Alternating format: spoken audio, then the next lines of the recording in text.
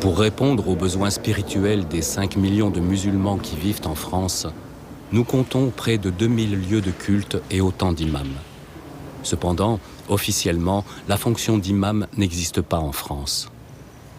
Depuis plus de 30 ans, la France fait appel aux pays musulmans pour combler ce vide. De nos jours, on estime que 80% des imams viennent de l'étranger. Ils sont principalement originaires d'Algérie, du Maroc, de Tunisie et de Turquie. Ces imams ont la lourde responsabilité de diriger les offices religieux, mais aussi d'éduquer et d'orienter une communauté musulmane composée essentiellement de jeunes Français. Après plusieurs décennies de bricolage cultuel, mais aussi d'efforts pour faciliter la formation des cadres religieux musulmans, nous assistons à l'émergence des premiers imams français. À la charnière entre l'ancienne et la nouvelle génération d'imams, Ahmed Miktar est arrivé en France durant son adolescence. Comme l'ensemble des jeunes dans son cas, il s'est tout naturellement familiarisé avec les usages et les particularités de la société française.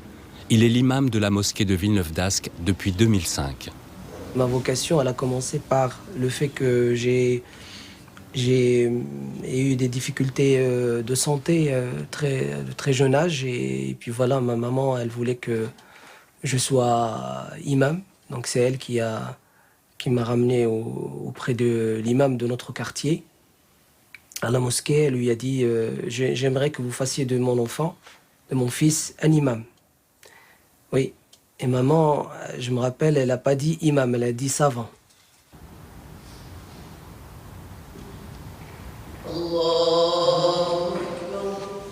Après, donc, je suis venu en France jeune. Et puis, j'ai fait mon bac F12 à l'époque, c'est le bac d'art plastique. Puis après, arrivé au Nord, je me suis inscrit à l'école des Beaux-Arts de Tourcoing, où j'ai fini mes études jusqu'à avoir mes 2 diplômes de fin d'études en art plastique et en expression plastique. Voilà. Puis, bien sûr, tout en étant à l'école des Beaux-Arts, j'étais imam à la mosquée de Tourcoing. Et puis, ça m'a fait garder le lien et bien sûr que cette vocation ne se perde pas. Après, j'ai adhéré à l'Union des organisations islamiques de France, qui, elle avait commencé à former ce qu'on appelle des cadres religieux. Et j'ai suivi ces formations, toutes ces formations-là, pendant à peu près 5 ans. Chaque année, on avait des formations. Donc c'était des formations poussées, comme si on était formé dans des instituts de formation des pays musulmans, des pays arabes. Et puis après, il y a la formation personnelle, bien sûr. Formation personnelle, j'ai un cheikh, un maître, un savant, avec qui j'ai passé une dizaine d'années, vraiment sans relâche, et avec qui j'ai tout revu, tout retravaillé. C'est lui qui m'a donné cette vision de la voie médiane de l'islam, de l'islam des Lumières, comme on peut l'appeler. C'est un grand maître qui est l'imam actuellement de la mosquée d'El-Luin. Voilà. Et donc c'est devenu, je suis dans la machine, dans le mécanisme depuis maintenant à peu près une dizaine d'années. Lorsqu'un responsable de mosquée cherche à recruter un imam, la méthode la plus répandue, et je peux dire même la plus efficace, c'est le bouche à oreille. On contacte les associations de mosquées qui gèrent les mosquées, les présidents de mosquées, et puis par des connaissances par-ci par-là, on arrive à trouver un imam. Parce que malheureusement, de nos jours, la fonction d'imam n'est pas reconnue par l'État français. Donc vous allez trouver dans des associations aussi animateurs, l'imam a statut d'un animateur ou autre. Donc il n'y a pas un pôle emploi qui propose des imams. Nous, ici à Villeneuve d'Ascq, avant de trouver notre bonheur, si on peut dire comme ça, avec notre imam Cheikh Ahmed, on a dû beaucoup chercher. On a engagé des imams pendant 6 mois et après on en a engagé d'autres. Parce que ce n'est pas facile, comme vous avez dit, de trouver un imam qui va œuvrer pour un islam de France qui nous intéresse, nous, qui va œuvrer pour l'ouverture sur la société. Ce n'est pas facile en général. En fait, le métier d'imam, c'est un métier très facile, mais très difficile aussi. C'est en même temps. Parce que c'est très facile de guider la prière. Tout le monde peut le faire. Une fois qu'on sait guider la prière, tout le monde peut être imam. Mais en fait, être imam, c'est très, très, très compliqué. Parce qu'il faut avoir beaucoup de patience, parce qu'on est au contact des gens, parce qu'il faut s'ouvrir sur les autres, il faut être à l'écoute, il faut avoir de la science. Je peux dire que l'une des pièces maîtresses, si ce n'est la pièce maîtresse d'une mosquée, c'est l'imam. Si l'argent avec lequel... À la différence des pays musulmans où l'imam remplit un rôle secondaire strictement lié au culte, en France, on a tendance à lui conférer un rôle prééminent.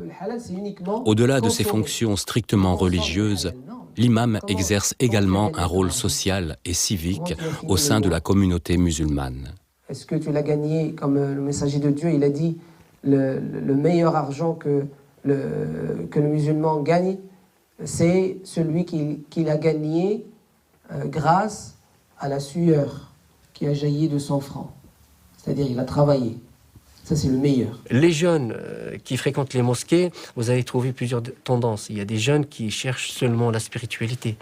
Ils veulent venir à la mosquée, écouter des choses qui touchent le cœur. Il y a d'autres personnes qui cherchent à écouter des sermons qui touchent plus la raison, le rationnel. En fait, vous n'avez pas un seul goût. Et justement, c'est ça que doit être le génie de l'imam. Quand il monte sur la chaire, quand il fait son serment, il faut qu'il essaye de satisfaire tout le monde.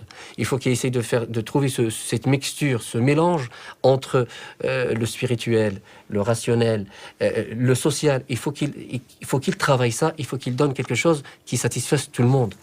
Luqman alayhi salam s'adresse à son fils, il lui donne de la valeur. Et donc à nous de voir aussi de quelle manière on s'adresse aux gens. Si on donne de la valeur aux gens, les gens nous donnent de la valeur. En plus des 5 offices quotidiens et du prêche du vendredi, l'imam prend en charge l'enseignement, s'occupe de l'accompagnement spirituel des fidèles hors des lieux de culte et se transforme à l'occasion en médiateur dans certains quartiers. L'enseignement dans l'imama fait de lui un enseignant et il n'a pas le salaire d'un enseignant, pas du tout. Son salaire est très précaire. Les problèmes psychologiques fait de lui un psychologue et il n'a pas le salaire de psychologue. Sociologie sociale et tout ça, donc assistante sociale, il n'a pas le salaire de... Parfois, carrément, il fait de la médecine prophétique et donc il n'a pas le salaire d'un médecin. Alors, l'imam, certainement, c'est une fonction très, très louable. Elle est centrale, certainement, pour la communauté musulmane. Elle est dangereuse aussi pour l'imam. Et souvent, les imams, ils sont sur un siège éjectable. C'est facile. Ou c'est lui qui va appuyer sur le bouton et il va s'éjecter, ou c'est quelqu'un d'autre. Donc, ceux qui l'ont... Ou c'est la direction de la mosquée qui l'a salarié. Donc, il l'éjecte. Ou c'est la communauté elle-même qui l'éjecte. Parce que parfois, il y a des imams qui font des bêtises. Ils sont éjectés.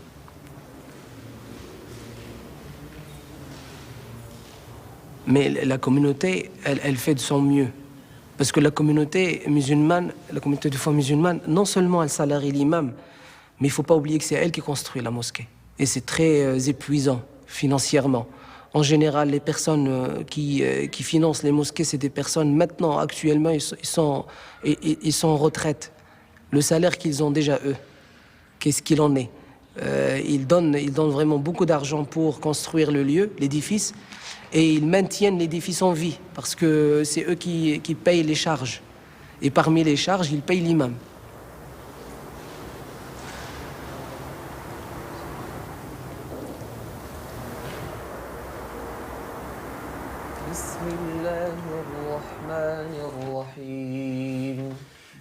À l'étage, comme chaque vendredi, Abdel Monaïm donne un cours de récitation du Coran. Fils d'imam, il s'est formé auprès de son père avant de suivre les cours du Centre de l'Union des organisations islamiques de France à Château-Chinon. Durant 4 années, il a étudié l'arabe de manière approfondie, appris à maîtriser la lecture du Coran ainsi que sa complète mémorisation et suivi une formation théologique. Comme l'ensemble des imams français en cours de formation, il a été dans l'obligation de compléter ses connaissances à l'étranger. Il s'est perfectionné dans la récitation du Coran en Arabie Saoudite. Mon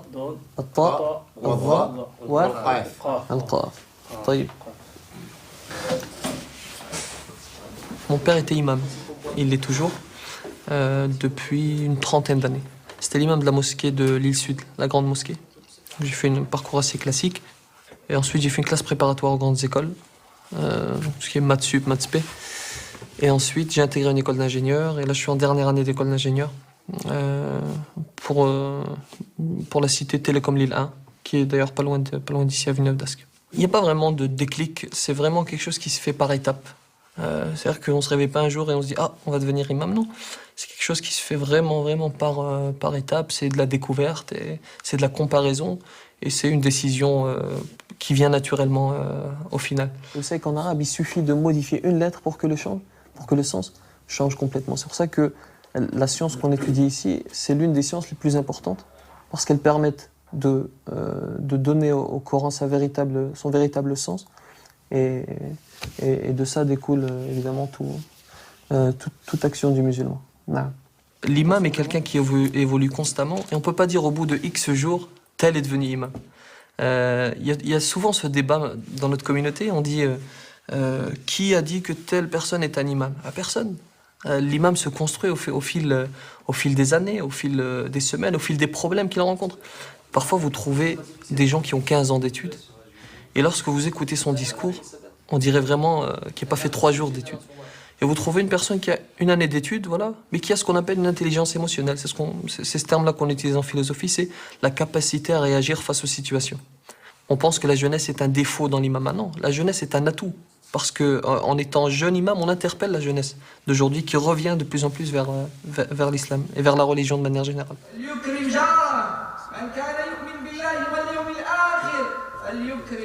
Abdel Hakim est un jeune imam qui a également suivi la voie de son père. Il a effectué ses formations dans les centres de Château-Chinon et Dreux.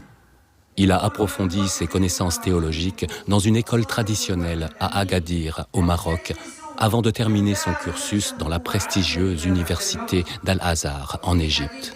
Au Ramadan, on demande aux jeunes de préparer des passages pour pouvoir les lire devant les adultes, c'est-à-dire guider la prière. Et cette année-là, mon père avait un problème à son genou.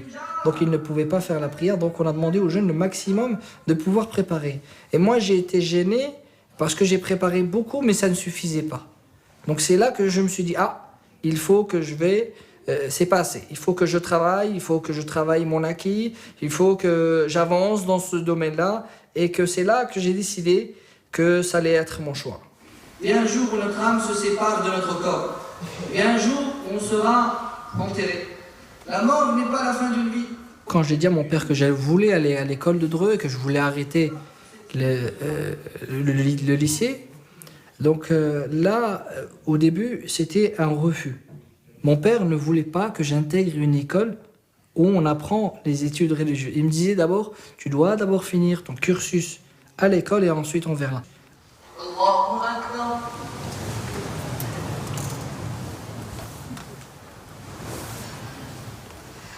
La demande, c'est-à-dire les associations, les mosquées qui recherchent des imams qui parlent français, elle est énorme. Elle est vraiment énorme. C'est recherché, c'est demandé. Donc presque l'expérience, ça passe en second. Si quelqu'un a un cursus et a quelques bases et a la langue française, il est mis en avant directement. Donc c'est très facile de trouver un emploi. Mais sous quel profil, avec quelle paye, qu'est-ce qu'on va lui proposer à ce jeune-là?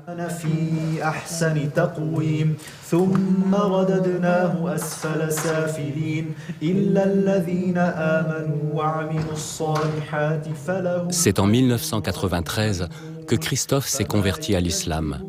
Durant ses études universitaires, il passe plus de temps à discuter de spiritualité avec ses amis que sur les bancs de l'université. Sa rencontre avec Souleymane, un étudiant musulman, sera décisive. En découvrant l'islam, Christophe trouve enfin des réponses à ses questions existentielles. Les choses, elles se sont passées comme une histoire d'amour. J'ai pas cherché à connaître mieux ma religion. Je suis tombé amoureux de ma religion. Et quelqu'un qui est amoureux, tu lui demandes pas s'il fait les 3-8. Tu lui demandes pas s'il fait les 35 heures. Il est amoureux 24/24. Et donc, je me suis entièrement, on va dire, orienté vers ça. Et j'ai découvert des trésors. Et plus je découvrais des trésors, et plus je me rendais compte que celle que j'aimais, ma religion, était en vérité de plus en plus belle. Et plus je découvrais sa beauté, et plus j'étais amoureux d'elle. Et plus j'étais amoureux d'elle, et plus j'allais plus loin dans cette découverte, dans mon intimité avec elle. Et donc ça s'est soldé par, on va dire, plus de 10 ans d'apprentissage. Mais moi, je le vivais pas comme un apprentissage. Tous les assistants pleuraient, de sorte que la mosquée fut couverte de larmes. Et Okasha resta quelques instants comme cela. Et le prophète sallallahu alayhi wa sallam lui demanda « Pourquoi est-ce que tu as agi ainsi ?» Et il a dit « Ya Rasulullah, je crains comme tout le monde que ce soit le dernier jour qu'on te voit vivant. Et j'ai voulu que ce jour, on te dit adieu. Le jour où on te dit adieu, j'ai voulu rapprocher mon visage de ton corps. » J'ai eu la chance de côtoyer des maîtres d'une confrérie. Et donc, à partir de là, avec eux, j'ai découvert que les exercices spirituels, ils m'amenaient réellement à mieux comprendre qui j'étais. Et par leur apprentissage, je me suis un peu plus impliqué dans ce lien d'amour dont je te parlais. Et c'est comme ça que je suis arrivé peu à peu, on va dire, à des fonctions de professorat. Comment on dit en arabe la bonne nouvelle? Dit Ibrahim? Bushra. Comment s'appelle Sidna Mohammed parmi ses noms? Bashir. C'est-à-dire celui qui vient avec la bonne nouvelle. Toi, par moment, tu parles à des non-musulmans, tu leur annonces pas une bonne nouvelle. Tu vas aller en enfer, tu vas te cramer. Et puis en plus, tu rajoutes cher. Parce que t'es content. Bah ouais, ça fait 3 fois qu'il se garde devant chez moi, le koufar d'à côté. Rasoul, il s'appelle Bachir. Il est où ton lien avec le Bachir quand tu fais ça? Il est où ton lien avec celui qui était là pour annoncer le paradis quand tu agis comme ça? Quoi, Rasoul, c'est de mettre dans son comportement des caractéristiques de Rasoul. C'est pas connaître des choses de Rasoul. C'est pas ça. Là-dedans, je peux mettre plus de hadiths que n'importe quel savant en islam peut connaître. Est-ce que ça, c'est ça la foi? De nos jours, en plus de remplir de multiples fonctions, on demande à l'imam d'assurer l'intégration de l'islam dans le paysage français et d'ouvrir la voie de la compréhension entre musulmans et non-musulmans, tout en ne se préoccupant pas de sa situation sociale et professionnelle. D'accord, 14h30, le temps de prévu. Voilà, d'accord. Je vous en prie. Alaykoum salam.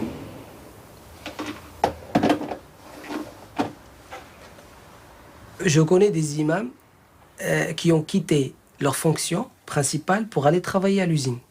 J'en connais et ils se sentent bien. Pourquoi? Parce qu'ils ont une famille, ils ont un salaire maintenant, ils sont reconnus. Psychologiquement, ça joue sur la personne, sur l'individu. C'est très très difficile. Et quand dans l'ancienne génération, quand un imam est déclaré, il est déclaré comment? Il n'est pas déclaré imam, mais ça aussi ça joue. Il est déclaré animateur. Alors qu'il a été formé, une formation qui ferait de lui un juriste. C'est quoi les rendez-vous d'aujourd'hui? J'en ai un à 15h30, à 16h, à 17h et à 18h. C'est tout. Nous avons une main que nous avons tendue à la génération qui nous a précédés. L'autre main, on l'attend à la génération qui vient. Alors on tend quelle main?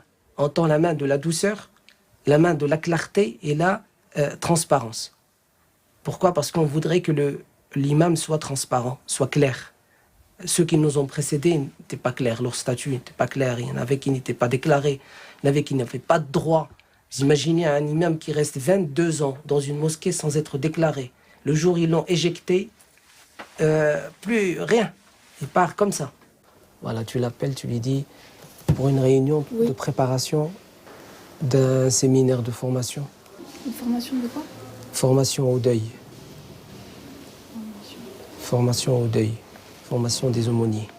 On estime être une charnière et on estime aussi, parce que j'en discute avec ceux que je rencontre pendant nos réunions et tout ça, on estime être une génération quand même sacrifiée des imams de France.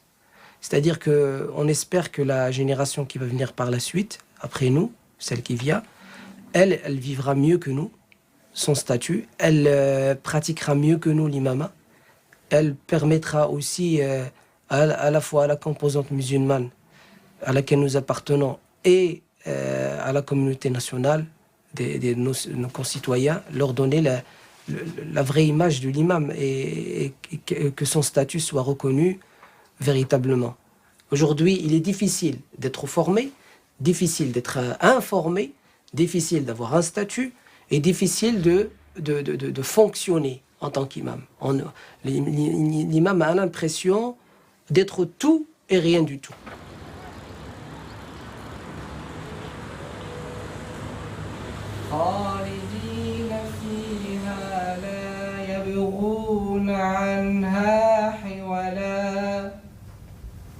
قل لو كان البحر مدادا لكلمات ربي إن الذين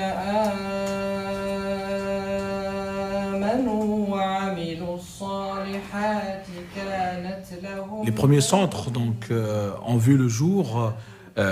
Déjà le premier en 93 avec l'Institut de formation à Château-Chinon, le deuxième dans les fins des années 90 avec l'Institut Al-Ghazali qui dépend de la mosquée de Paris, et puis en 2006 l'Institut Avicenne des sciences humaines. Donc nous sommes le seul institut musulman entre Paris et Bruxelles qui essaie de répondre à ces questions, à la question de la formation, de l'accompagnement des cadres religieux musulmans. Faculté de Agadir. De charia. Qu'est-ce que veut la société française?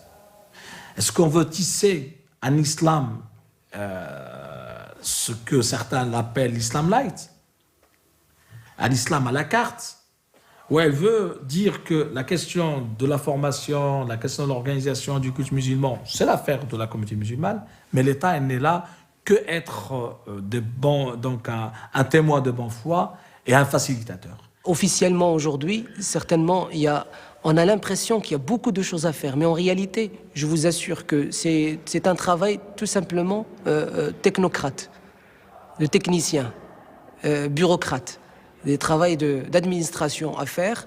Il peut se faire en quelques mois et on résolve le problème. Mais c'est parce qu'il y a à chaque fois des bâtons devant qui font trébucher, retarder, et voilà.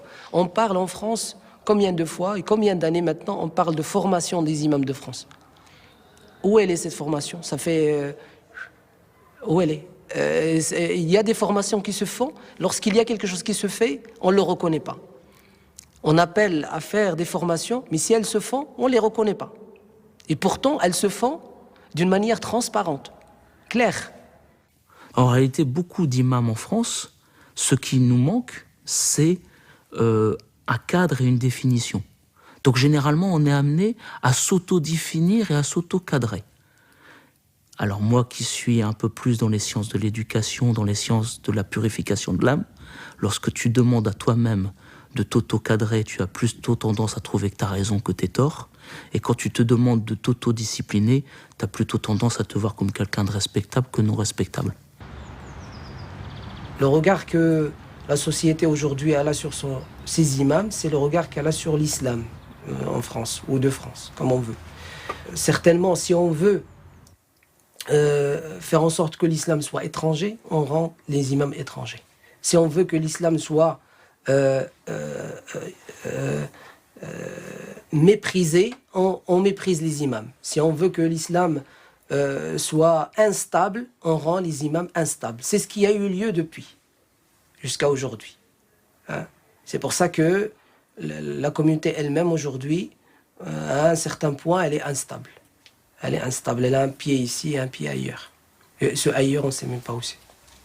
Face à l'échec des politiques d'intégration, qu'elles soient assimilationnistes ou intégrationnistes, qu'elles soient de droite ou de gauche, on a voulu donner à l'imam un autre rôle. Alors que son rôle, c'est conduire les prières et assurer la sécurité spirituelle de la communauté musulmane.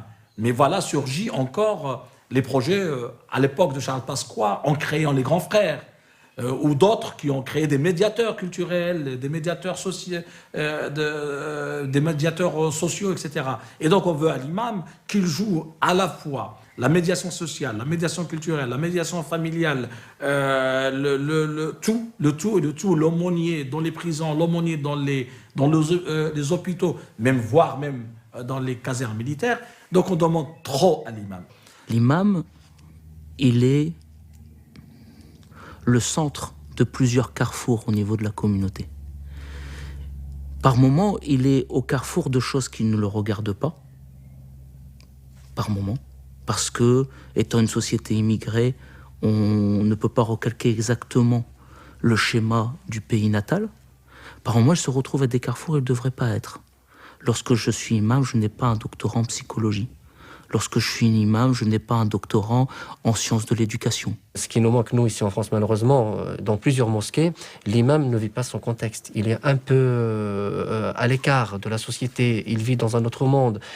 Quand on a un imam qui vient d'un autre pays, qui a une culture différente à celle de la France, il va nous parler de l'islam. Mais il ne va pas nous parler de l'islam de France. Il ne va pas nous parler de la citoyenneté. Il ne va pas nous parler de l'implication, en fait, pour travailler pour la société, pour nos concitoyens, pour le bien de la société française. Ça, c'est très difficile, vraiment très, très difficile. Il faut déjà se poser la question. Qu'est-ce que la France veut de l'islam? Est-ce qu'on veut un islam de France, made in France, qui est indépendant et autonome des pays d'origine ou des pays arabes?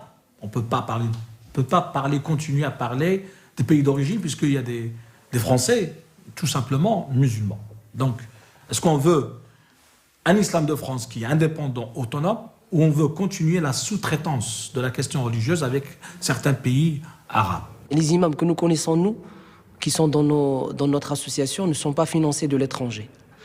C'est là où il y a l'ambiguïté, où il y a, je dirais, hypocrisie politicienne. C'est qu'on dit qu'on veut un imam de France et on permet que des imams viennent de l'étranger, salariés de l'étranger, pour des périodes bien définies, 4 ans par exemple, où vous avez l'imam, nous, on salue ces imams, il n'y a aucun souci, mais quand ils viennent pour une période bien définie, avec un esprit d'ailleurs, d'accord, qu'ils maintiennent au sein de la mosquée et qui rendent la communauté schizophrène. La communauté, elle a 2 personnalités, une à l'extérieur, une à l'intérieur. Ce qui fait que ça retarde même la communauté dans son évolution. Nous, ce qu'on veut, c'est des imams implantés pour un islam implanté, et non pas exportés, ou importés, de l'extérieur. Si ces gens-là peuvent venir en France, c'est parce qu'en même temps, en termes de cadre religieux en France, on n'a pas mis les fondations nécessaires pour ne pas leur laisser la place. La nature a horreur du vide. C'est à nous de faire en sorte qu'il n'y ait pas de vide dans ces endroits-là. Alors soit les politiciens européens ont une vision politique à court terme. C'est quoi une vision politique à court terme? C'est je suis maire depuis 1 an, dans 4 ans j'ai une réélection, mon job il faut que je le garde, donc je vais adapter mon discours afin d'être élu. Ou alors ils ont une réelle conscience politique et ils se disent ça perd l'hypopète. Dans 20 ans, si on fait le déni, ils sont pas là, si on fait le déni, c'est-à-dire si je place bien ma main, je vois plus ton caméraman. Puis je peux dire il n'existe pas. Si je fais le déni de ça, et dans 20 ans, je vais me retrouver avec un problème que je ne pourrais pas gérer.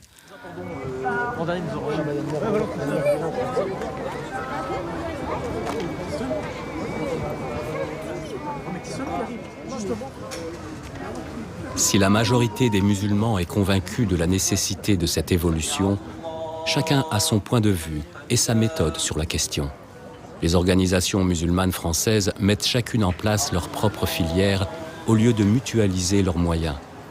De nos jours, l'offre de formation des imams se limite à l'Institut théologique de la Mosquée de Paris, aux 2 centres de l'Union des organisations islamiques de France et à quelques centres de moindre importance. Pierre Jox disait que les premières internationales, ce sont les religions. Donc on ne peut pas déjà empêcher à la communauté musulmane d'avoir des sentiments de sympathie avec leurs frères dans ce qu'on appelle la grande Oumma, la communauté musulmane internationale. Et comme fut le cas pour les autres communautés religieuses. Je tiens à vous rappeler que les évêques de France sont nommés plutôt par le Vatican, qui est un État étranger. Donc, mais sauf que les musulmans de France, on leur demande, vraiment, on leur impose un islam de France. Chiche, faisons l'islam de France.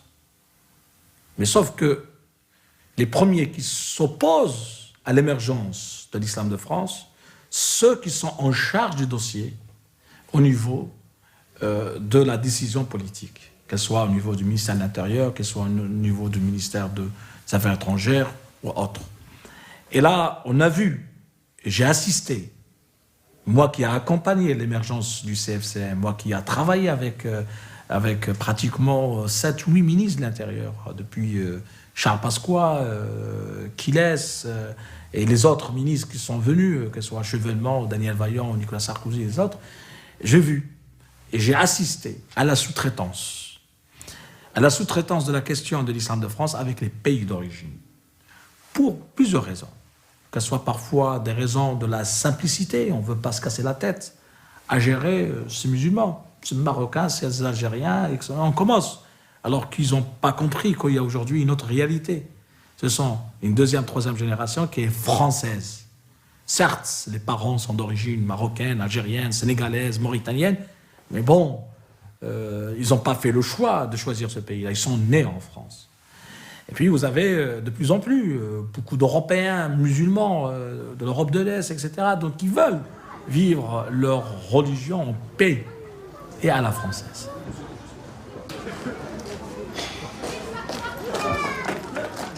Moi, je ne suis pas en Arabie Saoudite il y a 1400 ans. Je ne suis pas au Sénégal il y a 300 ans. Je ne suis pas en Algérie aujourd'hui. Je suis en France aujourd'hui, ici.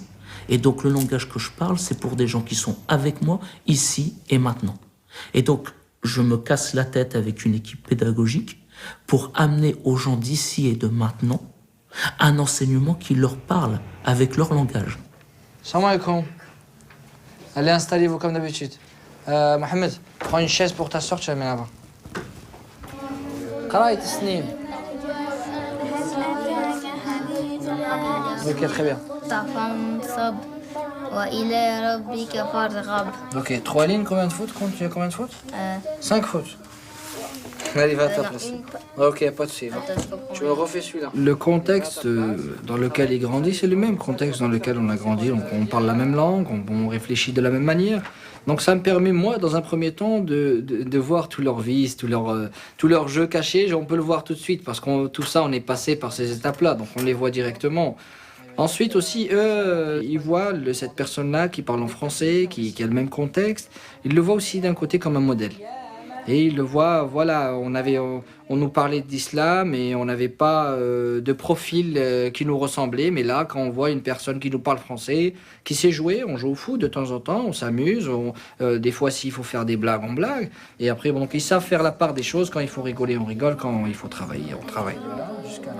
S'il y a quelque chose que tu n'arrives pas, tu viens me demander. Et dès que tu as fini, tu vas me réciter. Comme ça, on passe à la prochaine page. Allez, vas-y, va. Zien. Quand ça bloque en arabe, on va dans notre deuxième langue, dans notre première langue à nous, ici en France, c'est le français. Donc avec le français, ça nous donne un outil en plus qui permet d'avoir ce résultat-là qui est bénéfique. C'est une page qui va se tourner, mais tout doucement. Vous savez, l'évolution qu'il y a eu depuis 20 ans, elle est énorme. À un certain moment, on interdisait de parler en français sur le minbar, soi-disant parce que c'est illicite. Donc après, il y a eu une traduction du serment. Et après maintenant, vous avez remarqué que notre imam, une grande partie de son serment, c'est en français. Peut-être les 2/3 ou 60%. Je suis sûr qu'après 5-10 ans, ça sera 100% en français. Ce qui est tout à fait normal quand vous allez en Turquie, où vous allez voir que les imams font leur serment en turc. Parce que la raison du serment, c'est quoi? C'est de transmettre un message à celui qui vous écoute. Si vous transmettez un message qui est incompréhensible, c'est vraiment inutile. Donc, c'est vrai, c'est une évolution. Ça va se faire tout doucement. Dans peut-être 10 ans, 15 ans, vous aurez des jeunes imams de France qui sont nés ici, qui ont été formés ici. Et ça ne peut être qu'une bonne chose. Bonjour. Monsieur, bonjour. Ça va bien? Très bien, merci bien.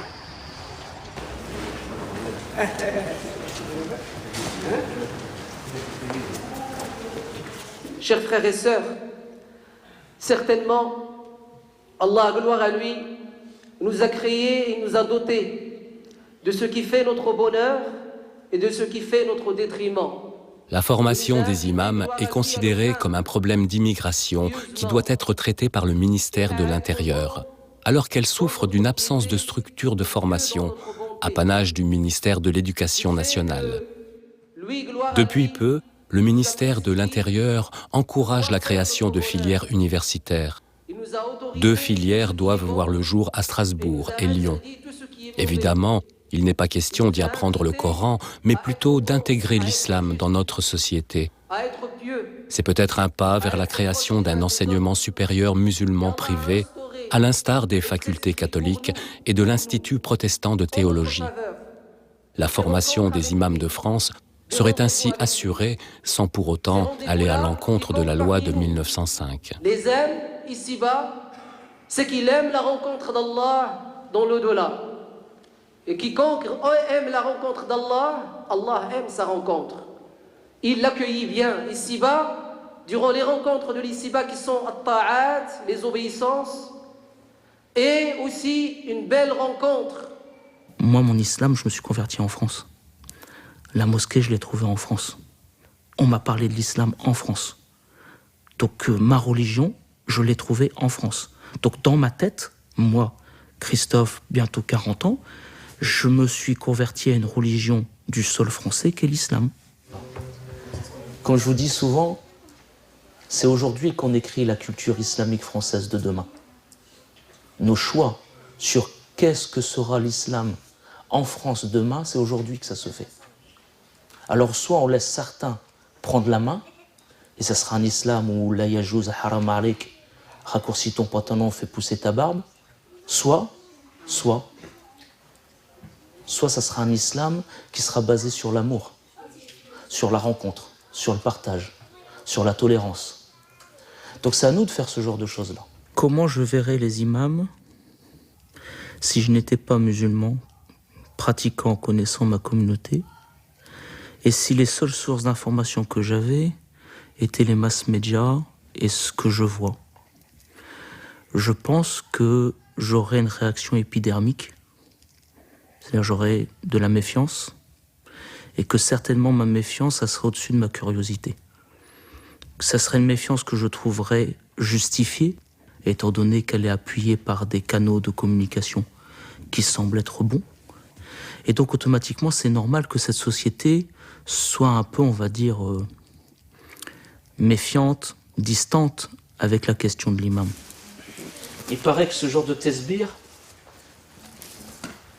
fait de la lumière dans le noir.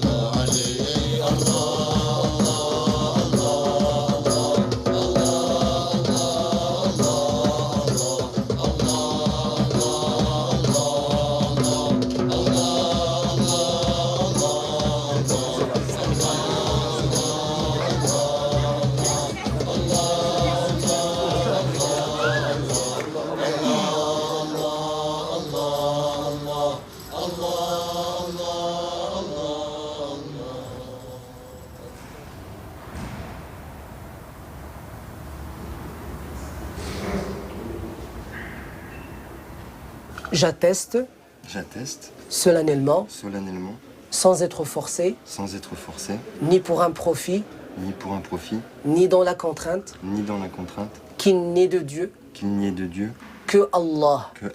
Et j'atteste que Mohammed est son messager.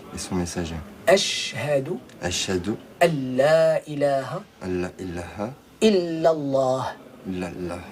Wa ashhadu anna Muhammadan Rasoul Allah. Voilà, félicitations. Et bienvenue dans la communauté de foi musulmane. Merci. Venez dans mes bras. Obligé. Alhamdulillah, qui t'a guidé. Si vous êtes musulman aujourd'hui, c'est parce que vous aviez acquis certaines notions. Ce qu'il faut faire maintenant, c'est surélever, les mettre en évidence, tout simplement. Alhamdoulilah. Ne cherchez pas l'islam sur Internet. D'accord? Allez à la mosquée, allez voir les gens responsables. Ne prenez pas n'importe qui. Toutes les personnes ayant des postes théologiques en France doivent être des gens d'ici, de notre culture. Pas forcément des Français.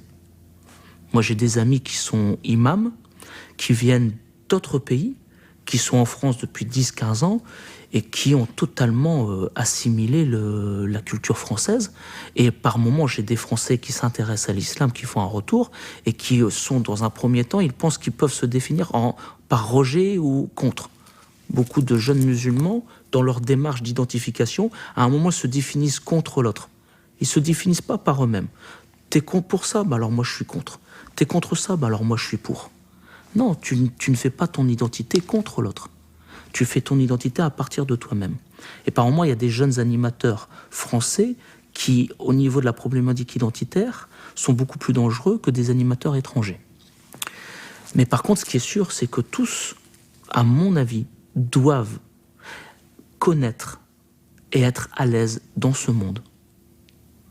Et donc, pour ma part, je pense qu'il est essentiel que tout ce qui est du domaine de la fatwa, tout ce qui est domaine de la vie religieuse, tout ce qui est domaine de la compréhension, comment faire en sorte que les sources théologiques musulmanes se trouvent et vivent ici, et ben ça doit être fait par des gens qui sont d'ici, qui connaissent ici.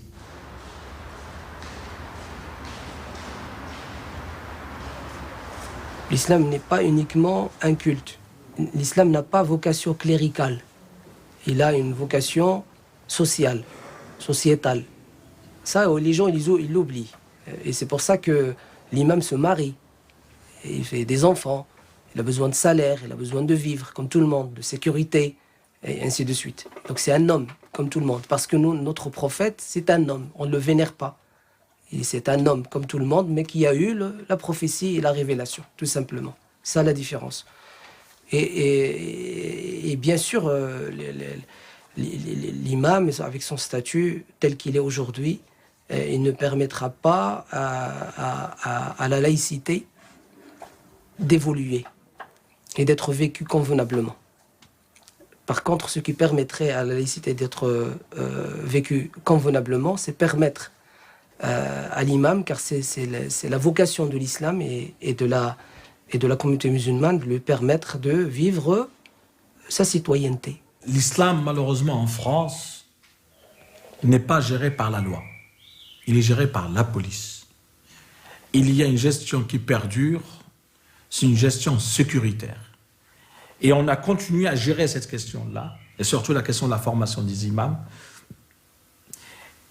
par les préfets, ou certains préfets qui ont eu le courage quand même d'aller voir à peu près sur cette question-là, mais il y a eu des fausses notes. Les fausses notes, il faut absolument former ces imams dans le même statut que les primo-arrivants, alors que ce sont des jeunes issus de l'immigration qui sont ici, français comme les autres. Donc on ne va pas leur enseigner le respect de la loi de la République. Si on va leur enseigner le respect des lois de la République et la laïcité, ça veut dire qu'il y a une vraie carence dans l'enseignement primaire chez nous, dans nos écoles. Et donc là, vraiment, c'est un dilemme et c'est un problème qu'il faut absolument revoir la note. Et il faut revoir la note auprès du ministère de l'Intérieur qui est en charge de cette question-là. Premièrement, moi je pense que moralement, on devrait arrêter ce tapage médiatique et politique à chaque fois qu'il y a un fait divers, on va sortir « Ah, il faut former les imams ». Et puis après, on ne fait rien. Parce qu'on n'a pas les mécanismes, parce qu'on n'a pas la loi ne le permet pas. Pour que l'État laïque agisse et s'émisse là-dedans. Il faut laisser les musulmans former leurs imams, ils sont capables. Il faut arrêter de prendre les musulmans c'est comme si c'était des orphelins qu'on a pris sous curatelle.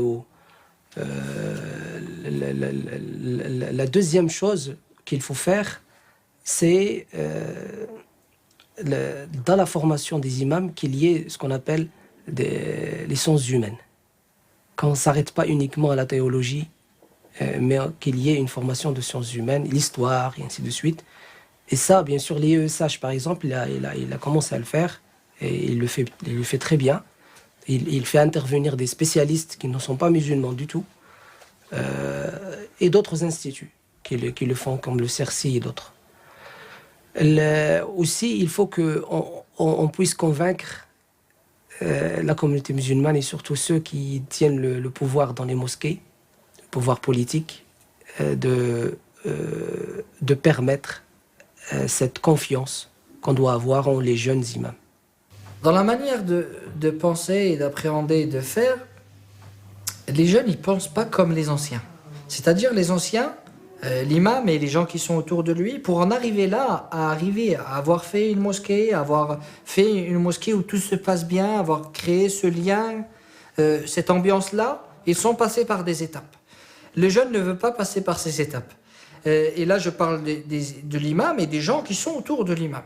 Donc il y a beaucoup de jeunes qui veulent arriver, par exemple, dans les associations, et parce qu'ils ont étudié, parce qu'ils ont, d'accord, ils ont étudié, etc., ça leur donne un certain droit, mais il faut aussi passer par les étapes. Il faut tout comprendre, toute la mosquée, pour pouvoir ensuite revendiquer, de pouvoir aider, de pouvoir représenter, de pouvoir rentrer dans l'association, rentrer dans la mosquée. Les jeunes ne veulent pas passer par ces étapes-là, ils veulent directement être président ou être sous-président, et ça c'est un problème.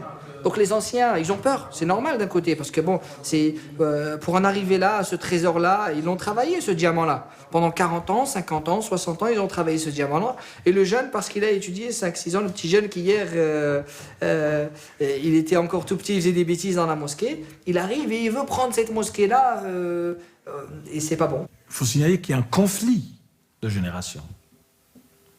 Il y a un conflit de génération. Il y a un islam familial, il y a un islam des jeunes. Et que ces deux islams, aujourd'hui, sont en conflit. Et il n'y a pas de pont. Il n'y a pas un langage commun au niveau de la compréhension, au niveau de la discussion. Il y a un islam tranquille, des parents venus ramener, transporter dans les bagages au moment donc, de cette immigration dans les années 60, des Rifs du Maroc, des Kabylies, et donc ils sont venus avec un islam normal, un islam de la première génération.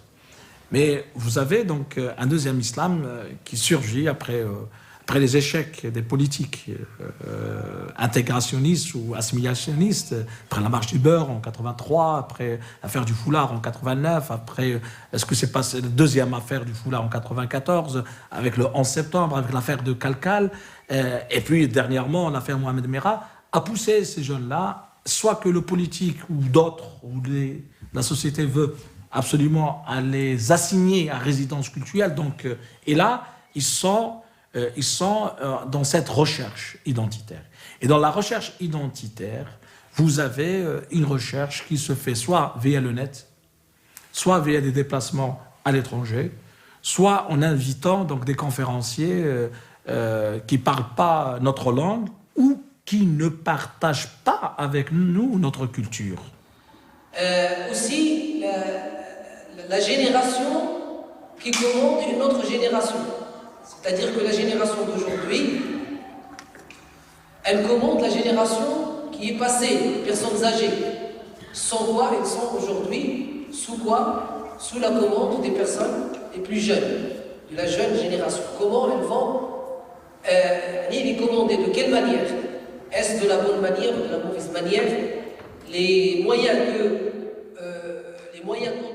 La laïcité ne veut pas dire la négation. La laïcité ne veut pas dire la guerre contre les religions. Mais la laïcité, c'est de créer un espace commun entre les laïcs, entre les religieux, entre les non-religieux, de bien vivre ensemble et de trouver les solutions intelligentes, sans heurter la loi 1905, à financer le culte musulman, afin que ce culte rattrape son retard par rapport aux autres cultes dans notre pays. Mon espoir personnel, c'est que je puisse un jour voir des imams qui font des prêches du vendredi entièrement en français et qu'on n'ait plus à se poser la question sur la citoyenneté des musulmans de France. On ne se pose plus la question sur avons-nous le droit de voter ou pas voter. qu'on n'aille plus chercher les fatwas à l'étranger, qu'on ne ramène plus des imams de l'étranger, que le spirituel dans la mosquée soit dirigé par les imams, que les imams puissent trouver leur vocation d'être le lien entre le spirituel et le temporel, entre la mosquée et le quartier dans lequel elle s'inscrit, entre la communauté musulmane et ses concitoyens, entre l'islamité des musulmans et leur francité. Inch'Allah. L'ancrage de la religion musulmane sur le sol français est une réalité qu'on ne peut négliger. La tolérance et le vivre ensemble sont les enjeux d'un ancrage réussi. C'est une tâche qui nécessite un professionnel qualifié, conscient des enjeux sociaux et en phase avec les milieux dans lesquels il est amené à intervenir. Ce professionnel est tout simplement l'imam. Former ses propres imams est un enjeu capital pour l'islam de France. Il s'agit d'offrir aux Français musulmans des interlocuteurs qui partagent leur langue, leur éducation, leur culture.